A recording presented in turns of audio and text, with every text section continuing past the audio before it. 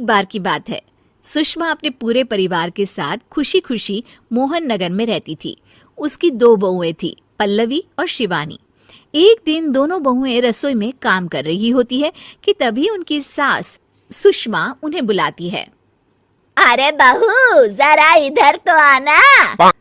शिवानी, जरा जाकर देखना सासू माँ क्या कह रही हैं।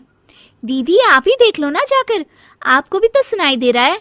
अरे मैं आटा गूंद रही हूँ ना, तुम चली जाओ। हाँ तो मैं भी तो सब्जी काट रही हूँ ना दीदी। अरे बहू जल्दी आओ। ओफो, ये तो जाएगी नहीं। मैं ही जाकर देखती हूँ कि क्या करना है। पल्लवी सुषमा के कमरे में जाती है। जी मम्मी जी, क्या हुआ? शाम को घर पर कुछ मेहमान आने वाले हैं, तो तुम अच्छा सा खाना बना लेना बहू। ठीक है मम्मी जी, आप बता दीजिए क्या क्या बनाना है और कितने लोग आ रहे हैं।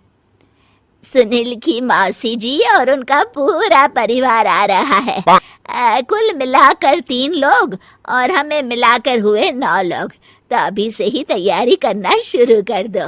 और हाँ, घर की सफाई भी कर देना, हाँ अच्छे से। जी मम्मी जी, सब काम हो जाएगा, आप चिंता मत कीजिए। पल्लवी शिवानी को घर में मेहमान आने वाले हैं इसके बारे में बताती है। क्या 9 लोगों का खाना बनाना होगा, घर की सफाई करनी है? बाप रे, सासू माँ ने तो हमें घर की नौकरानी ही समझ कर रखा है। ऐसा नहीं बोलते शिवानी, हम इस घर की बहू हैं और घर के काम करना हमारा फर्ज है। दीदी तो है ही सासू माँ की चमची, जब देखो सासू माँ सासू माँ। मैं तो इतना सारा काम नहीं करने वाली।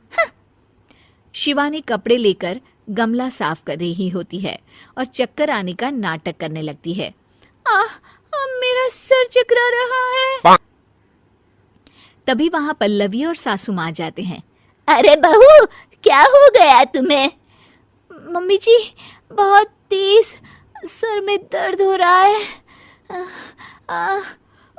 तुम एक काम करो शिवानी, आराम कर लो। नहीं नहीं दीदी, घर में मेहमान आने वाले हैं, मुझे आपकी मदद करनी चाहिए। अरे कोई बात नहीं शिवानी, तुम आराम कर लो, मैं सब काम कर लूंगी।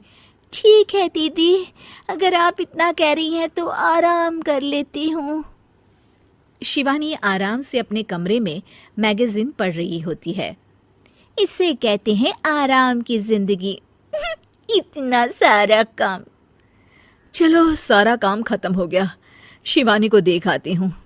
शिवानी अपने कमरे में ईयरफोन में गाने सुनते सुनते सो जाती है और उसके साइड में मैगजीन भी रखी होती है। पल्लवी वहां आ जाती है और वो सब देखती है। ओहो, तो मतलब सब काम चोरी का बहाना था। अभी बताती हूँ इसको। घर का सारा काम मुझे करना पड़ा और ये महारानी यहाँ मैगजीन पढ़ रही है, गाने सुन रही है। पल्लवी रसोई से एक प्लेट और चम्मच लेकर आती है और शिवानी को थाली बजाकर उठाने लगती है। शिवानी अचानक से उठती है। उठ गई महारानी, गाने भी सुन लिए, मैगजीन भी पढ़ ली। तुम तो बहुत बड़ी झूठी निकली शिवानी। तुमने सर दर्द का बहाना बनाया ताकि काम करने से बच सको। हाँ बनाया बहाना, तो क्या करती, इतने सारे काम करती। मुझे कोई शौक नहीं है चापलूसी का। क्या चापलूसी? तुम्हें लगता है कि मैं सारे काम चापलूसी के लिए कर रही हूँ? और नहीं तो क्या। तभी वहां सासू माँ आ जाती हैं।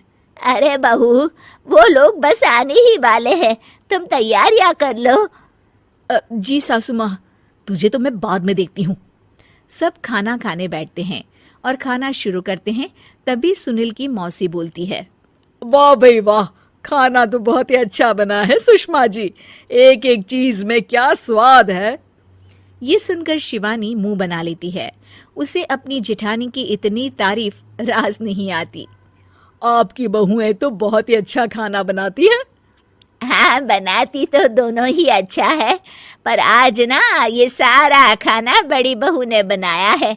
छोटी बहू की तबीयत ठीक नहीं थी, सो इसलिए। मानना पड़ेगा सुषमा जी, आपकी बड़ी बहू तो बहुत ही गुणवान है।